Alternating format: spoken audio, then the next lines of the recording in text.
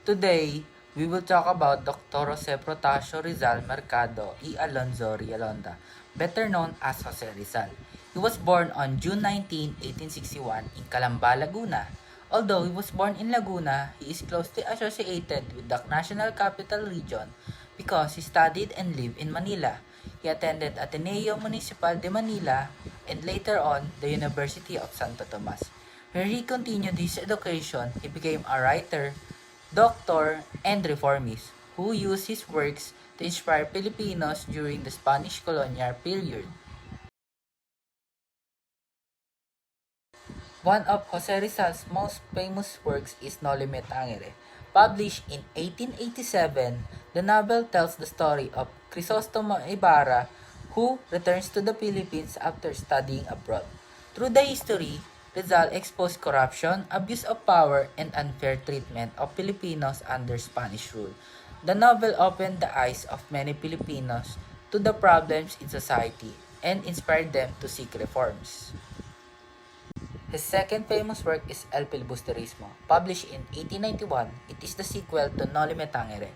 In this novel, Crisostomo Ibarra returns as Simon, a wealthy jeweler who plans to change society through revolution.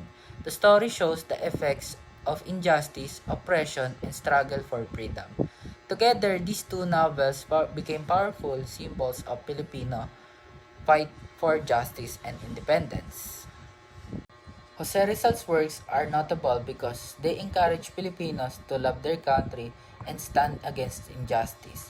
Instead of using violence, he believed that education, knowledge, and peaceful reforms could help improve the nation. His writing became an inspiration to many Filipino revolutionaries and continue to be studied today.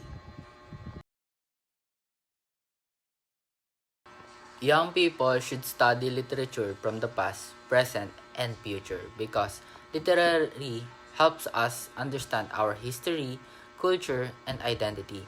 It teaches us important values such as courage, respect, responsibility, and patriotism.